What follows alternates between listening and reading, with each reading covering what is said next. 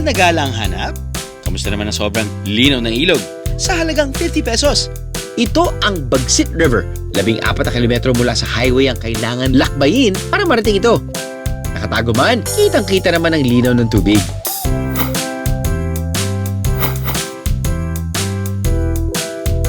₱50 lang ang entrance fee nito. Ang mura, di ba? Meron na rin mga cottage na pwedeng rentahan sa halagang 1,000 pesos. Pinabalik-balikan po talaga namin siya kasi malinaw po talaga yung tubig tapos maganda din. First time po namin dito. Stock po sa budget yung yung entrance. Maganda naman po. Sa sobrang linis at linaw ng tubig dito, tiyak pag-ahon mo, 30 years younger ka na. Lakas maka-fresh naman talaga.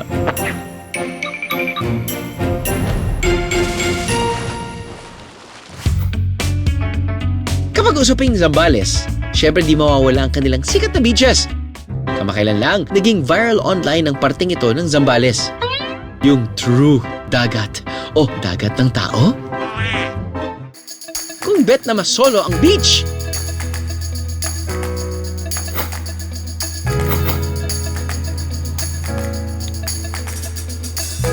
OA sa ganda, OA sa lapit sa beach.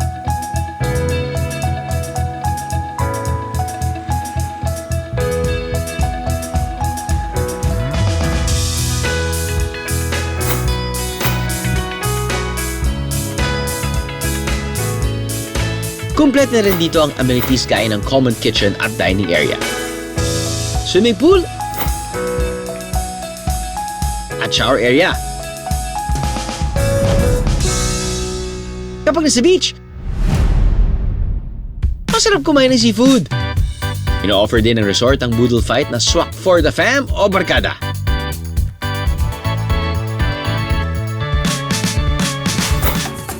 Pagkatapos ng nakabubusog na boodle fight, pangimagas tayo.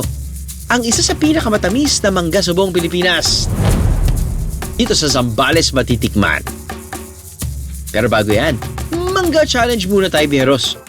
Okay, meron na dito tayo ngayon sa Home the Sweetest Mangoes, Zambales. At kasama natin ang dalawang teams.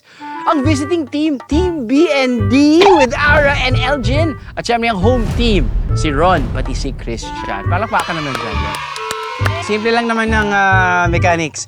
Yung mga nakatayo ay naka-blindfold at magpapakain ng mangga. Ang nakaupo ay kakain ng mangga. Kung sino namang makaubos ng 5 mangga na pinakamabilis ay mananalo. Blindfold na muna natin ang ating sarili. Ready? 3, 2, 1, go! Ara, iting mangga. Sana isa, talupan ang home team at nakaisa na agad sila. Si LG ng Team BND, mukhang naiinip na sa kanyang partner. Alright, buti na lang naghugas sila ng kamay. Nagsimula na silang kumain ng mangga.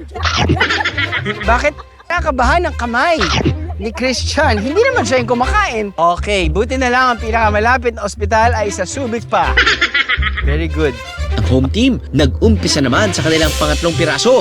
Pero ang Team BND, May balat pa ako. May balat.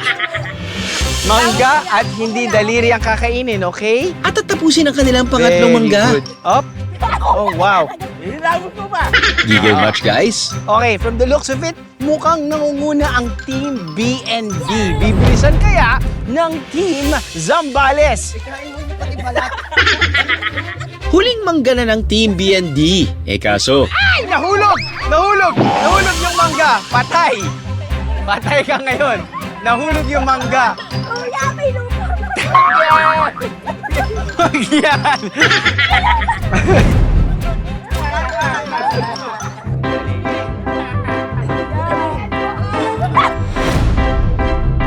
Wow, iba talaga sumubo.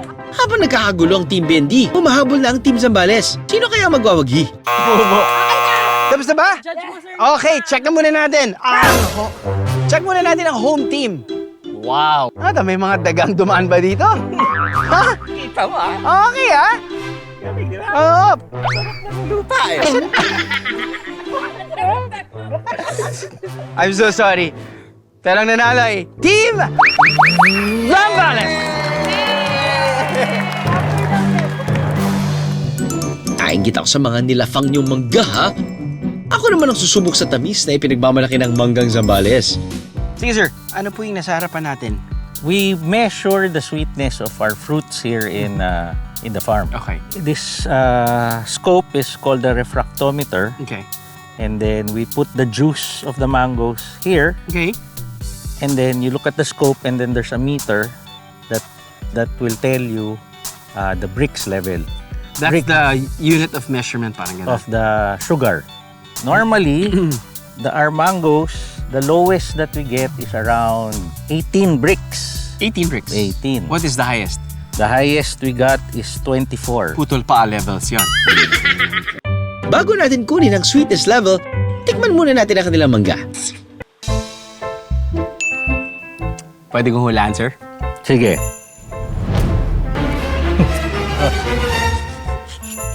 Galing ka ba mga hula? Ay! 18.6. Okay. Ipinahid ng maliit na peraso ng mangga sa refractometer para makuha ang katas nito at saka sisilipin ang score nito sa Brix level. Ay, wow. Oh, yeah? Ay, wow. Is it off the charts? Oo. Uy, 20. Parang gano'n, no? Oo. Abot ng 20. So for me, that's the best. 20 bricks. Nilalanggam na ba kayo sa tamis ng mga sariwang mangga ng Zambales? Siyempre, mawawala ba naman ang manggang hilaw? Ito yung no facial expression asim challenge. Mango edition. Wow. May ganun pa. Naku, maasim. Tunog pa lang maasim na yan eh. Teka. Parang may mali yung hati mo. Parang amoy na amoy pa lang, oh. Wala pang kumakain pero naglalaway na kami tatlo. May pumasa kaya sa amin?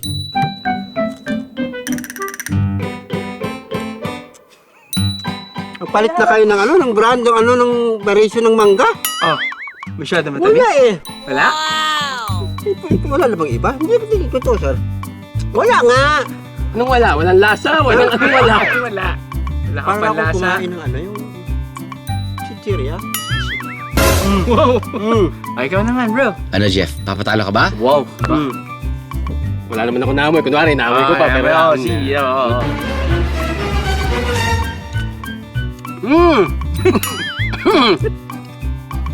Sarap. Sarap. Mangga po ba ito o siniguelas? Aba, walang effect sa dalawang ito, ha? Akin na nga yan ang magkaalaman na. Ano iba yung binigay mo kay sir kumpara sa atin? Maputla ito eh.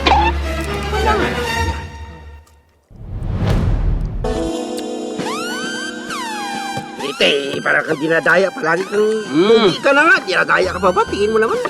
Ito. Asim ba sir? Asim ba? Ito. Ito sir, subukan mo yung Ito yung matamis. yung unang inano sir. Ito. Yan. O yun nga, may langgam na kagad na pumunta eh. Oh. Ibig sabihin matamis. Sobrang sir. matamis. Subukan niyo ito.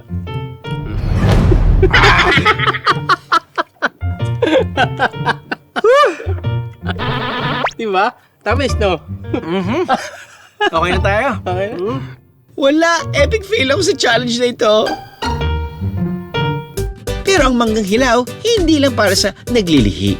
Ginagamit din kasi nila ito sa kanilang sinigang bilang pampaasim.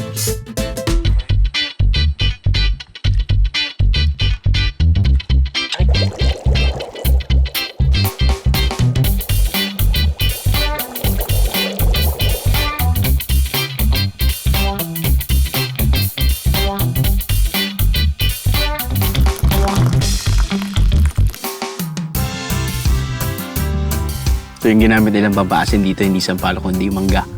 Medyo pasok siya. Dahil naghahali yung sweetness at yung asim ng mangga. Actually, in fairness, ngayon lang ako nakatingin ng sinigang sa mangga, in fairness. Tapos nun, yung pagkaluto pa ng sinigang, yung medyo makapal dahil sa gabi. Tapos nun, pork pa yung sinigang.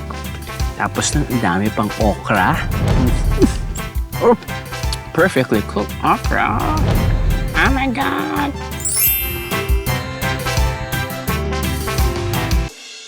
Ano, nabitig ka sa biyahe?